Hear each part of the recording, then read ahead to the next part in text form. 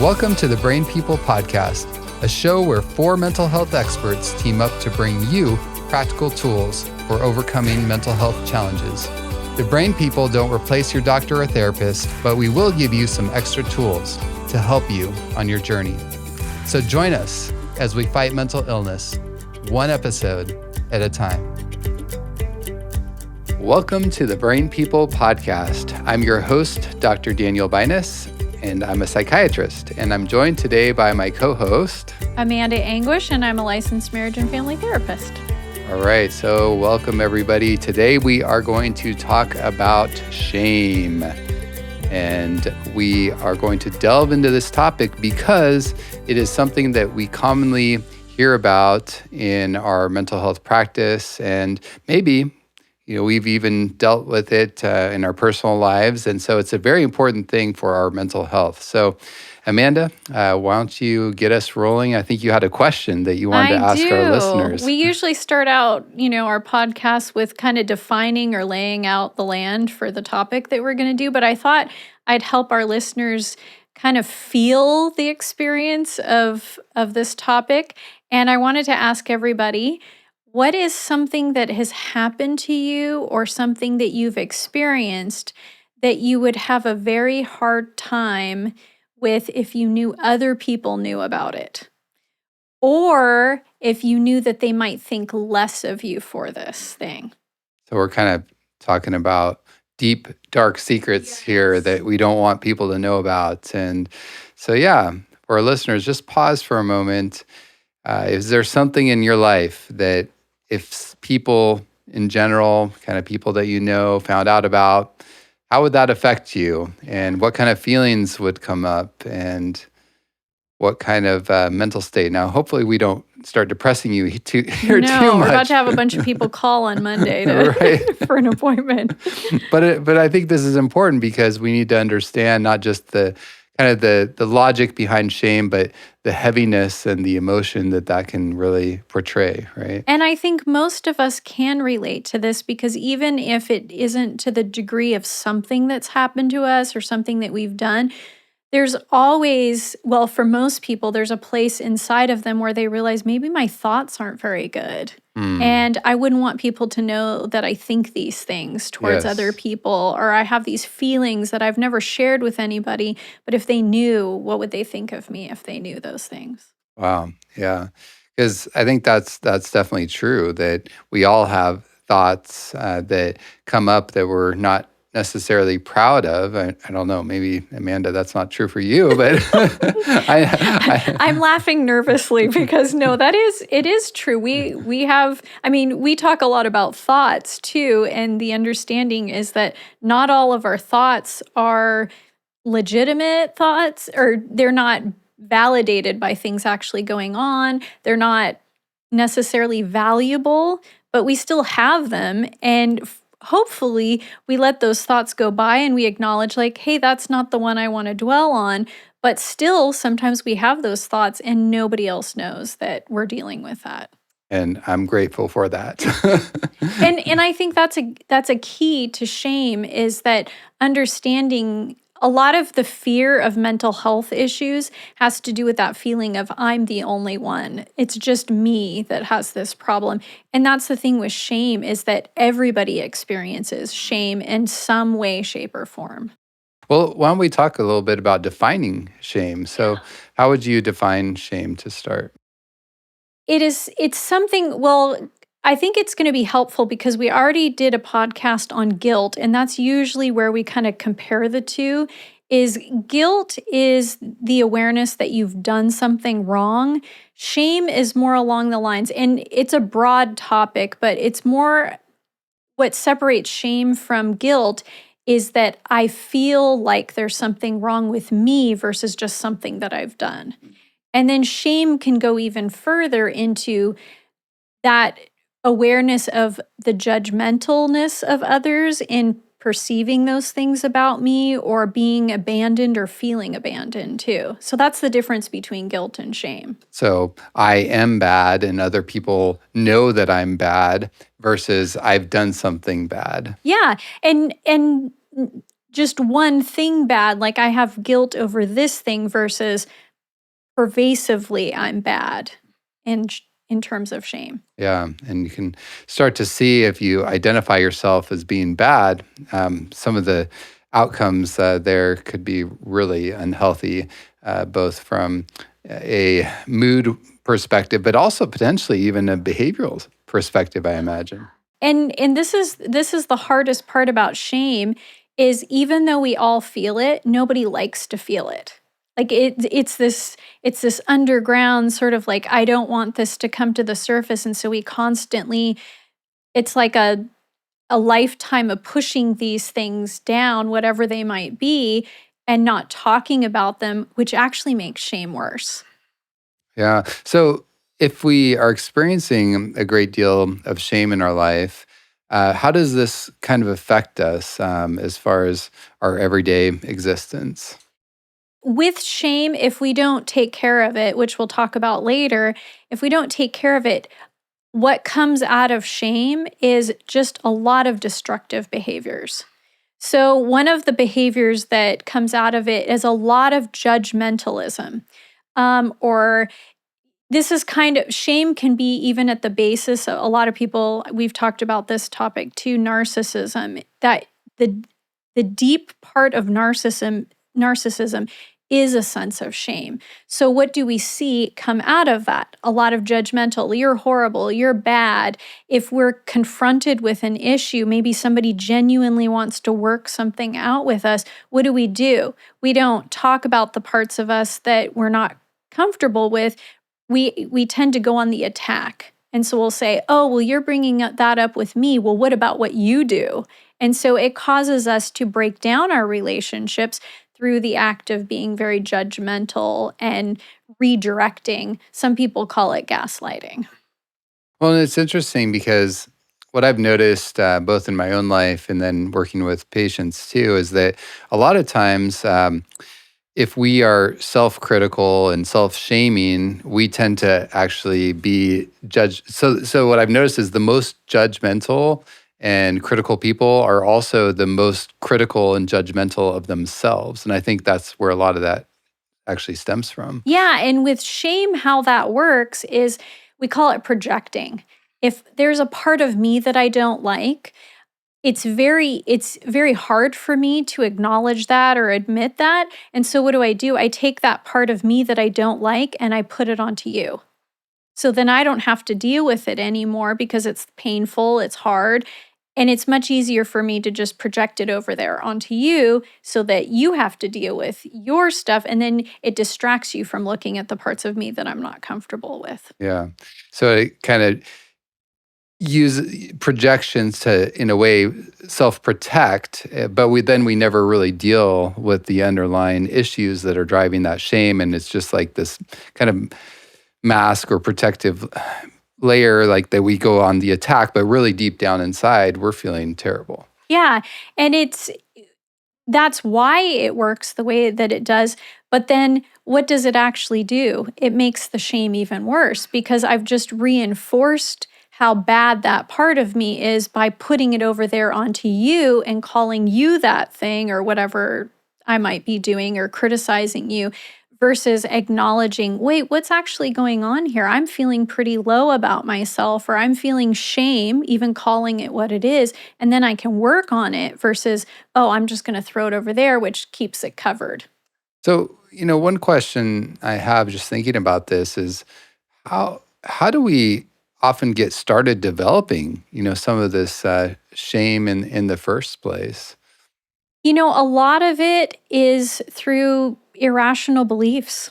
One belief can be, I'm the only one that deals with this. I mean, if I'm caught lying, maybe I'm super embarrassed of, I let somebody believe something. I had a client the other day who was telling me that they let somebody believe something that they knew wasn't true, but then it caused all kinds of problems. And now they're in the situation where I might have to admit that I led you to believe something that wasn't true. So if I do that, rather than covering it up, which is another destructive behavior, like hiding behind it, one of the best things to do is expose it. Like, hey, I was embarrassed and I let you believe this. And so what does that do? It reinforces for the next time, oh, I've done something bad. I'm a horrible person. And then I just keep hiding and hiding and hiding behind Because the this. longer you're trying to cover these things up, the bigger and bigger the shame kind of gets. Can some of this stem from childhood patterns? That was the other thing that I was going to mention too. Sometimes, like, remember we talked about projection. What if I have a parent that doesn't like to acknowledge their faults and they haven't had a healthy relationship with shame? Well, what happens is they can project that onto their child, or if I was their child, if they project it onto me, what does that do? It reinforces that I'm a bad person and builds up the shame. And then anything else that could be related to that later on in life, I just keep covering it up and covering it up and covering it up too. And I can also imagine if a child, early on, maybe they admit to doing something bad and then they are punished severely, or they, whether it's physically or emotionally, really, how could you be such a terrible child and do this and this and this? They're being shamed, right? Even though they're trying to admit and fess up, I could see how that would really potentiate this attribute to say, like, well, I'm never going to admit when I do something wrong again, because look at the consequences. It just made everything worse. Yeah, if you think about it in terms of, if you trip, like you're out in the parking lot and you trip, there's many different ways you can respond to that, or the people around you can respond to it. Some people will laugh and go, "Oh, ha ha, I did that last week. Like that's happened to me before." That's much different than if somebody goes, "Oh, you stupid idiot. Why did you do that?" Like you're not even looking. What does that do to us? It reinforces the shame that we already have. And so it can go deeper and deeper and further and further. And most of the time, shame is developed around other people who have a bad relationship with It shame. really kind of feeds that idea, like when I do something bad, that is defining my identity. Like I'm a bad person, or I'm a klutz, or I'm stupid, or whatever, rather than I did something that was klutzy or whatever. So, another thing that this causes us to do as well is hide. Sometimes people go out and they're very critical and judgmental. Other people, they wind up hiding and they isolate. And what happens to us when we isolate in our shame? We're just reinforcing it still and making it worse because we have lots of time to ruminate on it and beat ourselves up through negative self talk. And again, that goes to reinforce it versus that's why I love doing a group every day. I watch people who have been in such deep shame watch, oh, there's other people that feel the exact same way. I've been, wallowing in my shame, not realizing this wasn't quite as bad as I thought it was. So hiding is another way that we reinforce or make destructive behaviors out of shame. I've actually talked to quite a few of our group participants who say that's one of the best things about group, just knowing I'm not alone and there's other people that are struggling with similar thoughts and similar emotions. And I think it totally deflates a lot of that shame. And with that is distancing. Those sound very similar, but distancing ourselves, it means that's a little bit more involved than just hiding because distancing can be anytime I need to talk about something, I don't come close together with that person, which allows me to feel the empathy that comes from them. And so that distancing just creates more and more shame too. Any other effects that shame can cause? Yeah, sometimes it causes us to stay quiet and not ask for the things that we need. That's another one. And then a really big one that comes from shame, and then it even perpetuates more shame, is addictions. So if I don't like how I feel, what better way to get rid of that feeling, at least for a moment, because it's never more than a moment, than to find an addictive behavior to disassociate from that shame. And so we find those behaviors, and then what does that do? It creates more shame because now I'm not able to function like other people do, which creates more hiding, more judgmental behaviors, more distancing, more being quiet. And yeah, And really, a lot of times it can reinforce that core belief of I'm not a good person, I'm a bad person, and reinforce those ideas about ourselves that are wrapped up in that shame. It just adds fuel to the fire, it seems like. It definitely does, for sure. Even perfectionism is very closely associated with shame too. That's why many of us who've experienced shame and developed maladaptive ways to deal with it will go even towards perfectionism. If I do more and more and more, I can somehow hide the way that I'm feeling, or maybe other people won't notice and I can impress them in a certain way or prove my worthiness to Yeah, them. or even to myself, right? Yeah, to I'm going to work myself. myself out of that shame. Mhm. And that's where we might even see a workaholic. It might not always be an alcoholic, right? Yeah. But that's an addictive behavior too. Absolutely. I'm trying to find my sense of goodness out of doing that versus dealing with the shame in the first Oh, place. that's fascinating. Wow. So when we start looking at it, shame is really interwoven and connected to a lot of different unhealthy behaviors that can perpetuate all sorts of mental health problems. Yeah, and just the reminder that we all feel it. It's the weirdest thing that we all feel it, but we often feel it alone, and we reinforce that. So now that we've looked at what shame is and some of the things that it can really drive as far as destructive patterns and even some of the ways that it can start, how do we deal with it once we Yeah. figure out that, oh, I'm dealing with some shame here? Definitely. So there's if anybody in our audience has read the book Atlas of the Heart by Brene Brown, she's the science shows that there's four main things that we can do. And I've taken those four things and I've developed kind of, it's not an acronym, but it's an easy way to remember each one. And the first one is name it. So one of the hardest things to do is even just admit I feel shame over this, or I'm sensing a lot of shame in my life.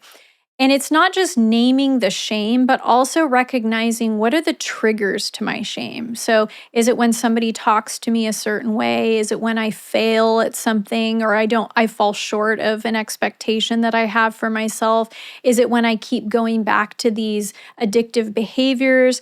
What are the triggers for it? So that's the first one, name it. So, kind of basically understanding, yes, I admit I have shame. This is an issue for me. And then this is what is perpetuating or triggering the shame, and really discovering that. Is that always easy to figure out, like what is actually triggering our shame? Because sometimes people just seem like they have this blanket, this cloud of shame around them. Again, it's tied to their identity. And so it's not always easy to relate maybe to behaviors. Is that? Yeah, it's really hard to see things when you're so used to them. I think about it like my grandparents when they were alive, they had a British accent. I could not do that British accent. I couldn't pretend to have that accent because I'd hear it all the time. It was so normal to me that I couldn't even make up, well, how do they sound different than my normal regular American accent? But that's the problem with shame is sometimes we're so close to it that we don't even recognize that there's something wrong. And shame can't hide unless it's in the dark. Or shame can't continue unless it's in the dark. I should say it that way. And so this naming it is just acknowledging that it's there. It's very similar to the first step in the 12 steps, admitting I have a problem. That's really hard to do, but what is the cascading effect after I'm able to do that?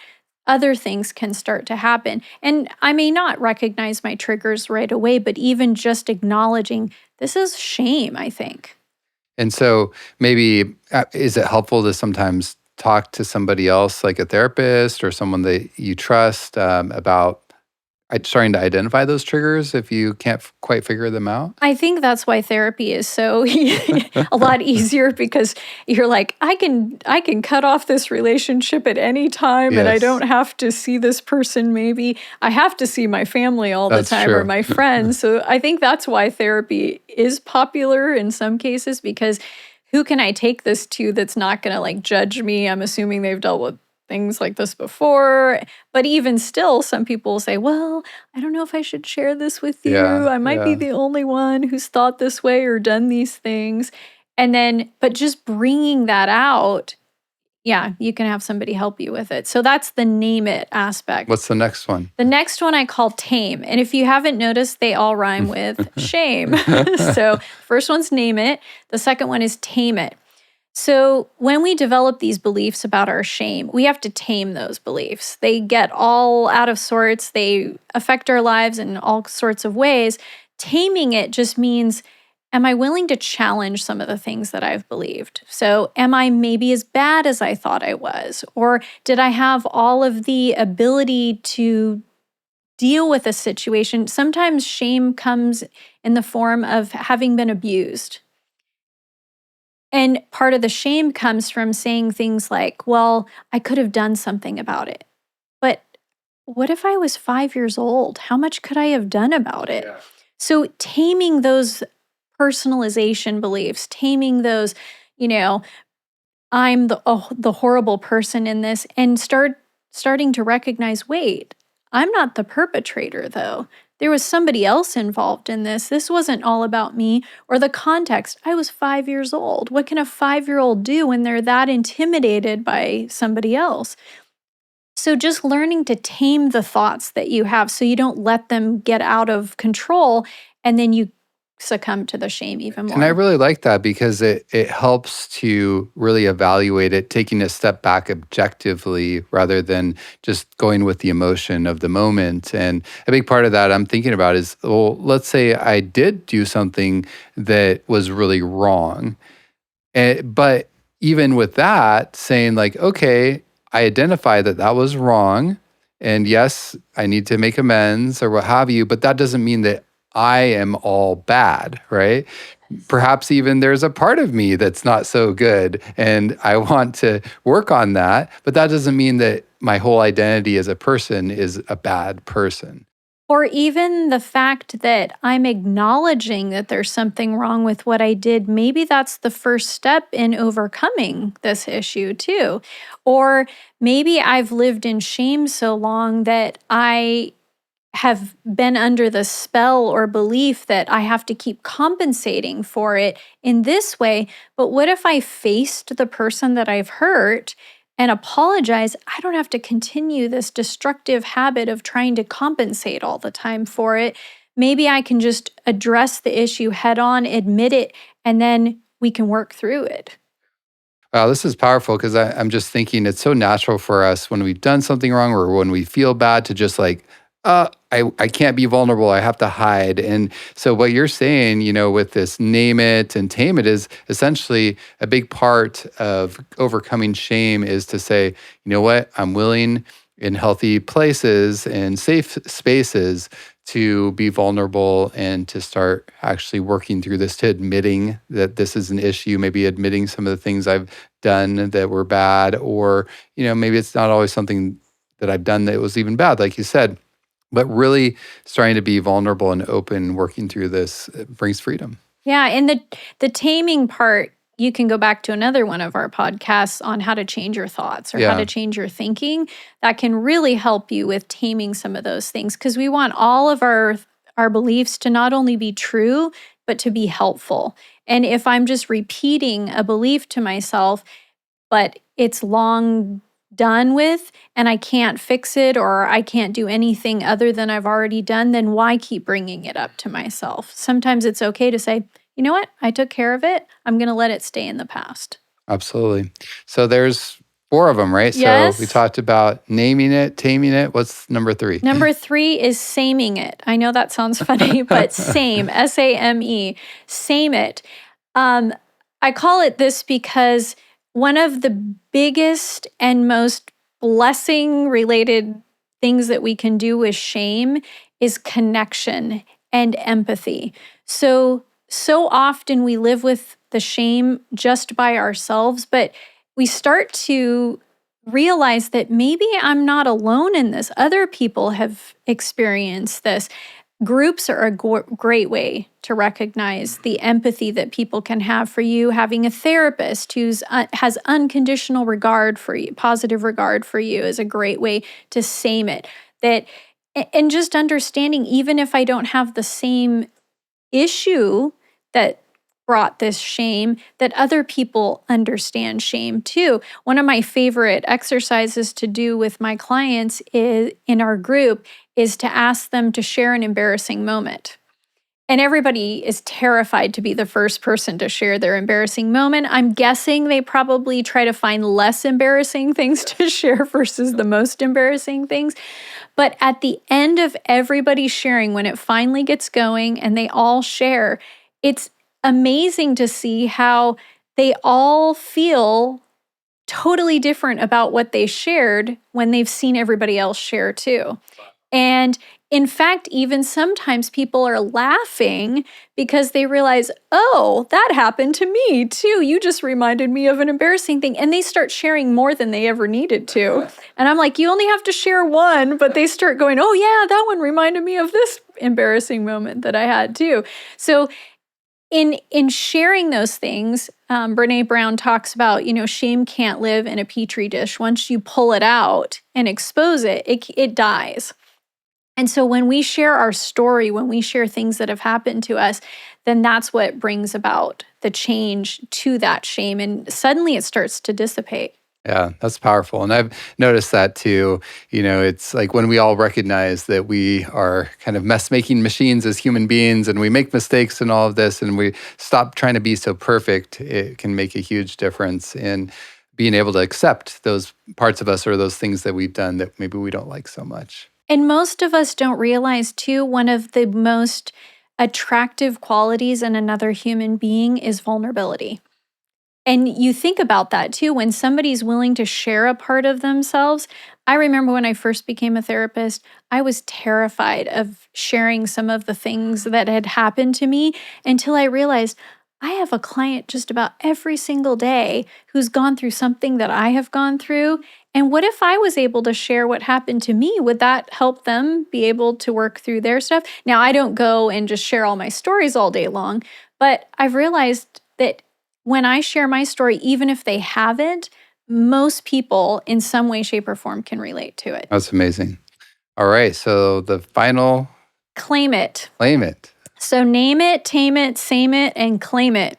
Claim it means once we've shared our story, once we've gotten what we need, that empathy from others, and that which means we do have to find healthy people to same it with. But when we claim it, what we're saying is now it's okay to ask for what I need. Because a lot of times shame causes us to, hide, to be quiet, to not share the things that we need because we're afraid of exposure, we're afraid of whatever might come out of it. But after we share, then it's also important to start asking for the things that you need. Maybe I need you to listen more when I share things, or maybe I need some time to talk about this. Whatever the case may be, you can claim it. We all deserve to be able to ask for what we want and what we need. That doesn't mean everybody will respond the way that we want them to, but it doesn't mean we should stop asking or stop expecting certain things when we need them. No, that's great, because it's really important, of course, to go through this process, but then asking for what we need allows us then to grow out of that shame and really continue to move forward in our life to a much healthier place. Yeah, I had a client, a woman, a mother, who was, it was experiencing a lot of shame because of the choices that she had made in terms of the person that she married and raised her kids with, because that person wound up doing some things that were not good, and he was no longer involved in their life anymore. So out of that shame of, oh, I'm the one who picked this dad for my kids and he's not even here, what did she do? She started to try to overcompensate for what she had done, and she started to enable her kids, and she spoiled them in an unhealthy way, not just with love, but with things.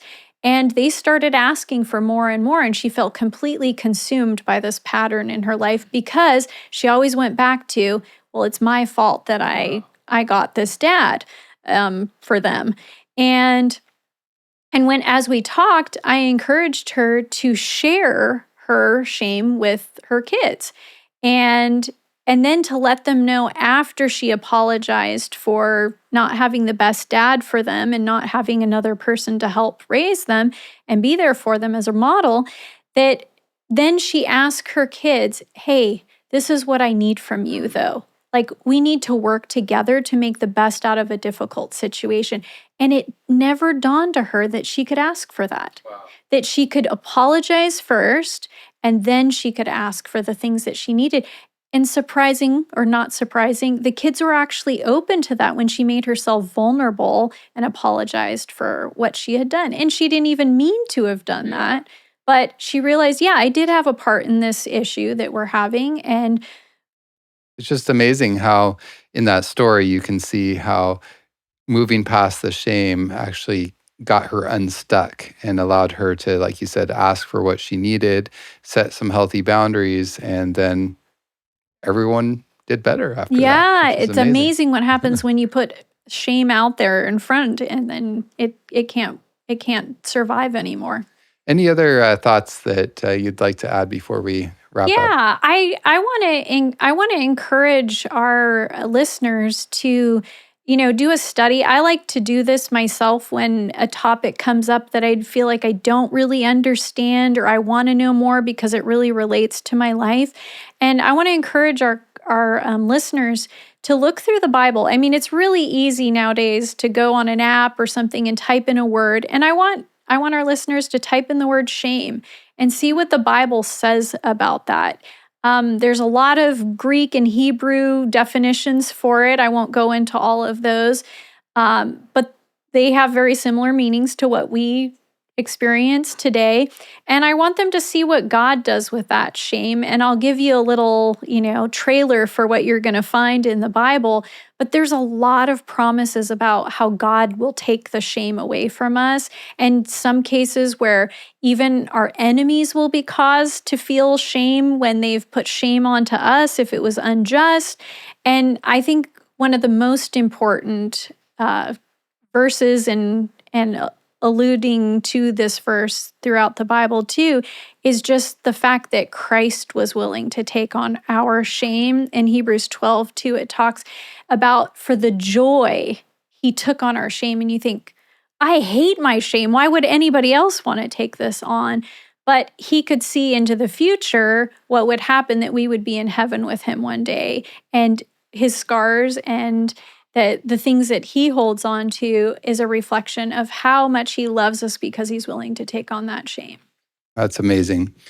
Well, I'm super grateful that we don't have to stay stuck in our shame. We don't. And as we name it and tame it and save it and claim it, we can come out. So thank you, Amanda, for being with us today and sharing these gems. And to all our listeners, thank you for being with us. And, remember, it's okay to admit when we have these sort of issues going on in our lives, there are ways out. And I hope that this podcast was very practical and helpful for you and your family. Thanks for listening. If you enjoyed today's episode, please like and subscribe. Your engagement will help us reach more people who need encouragement. To hear more episodes, learn about our other mental health resources, or support us financially, visit thebrainpeoplepodcast.com.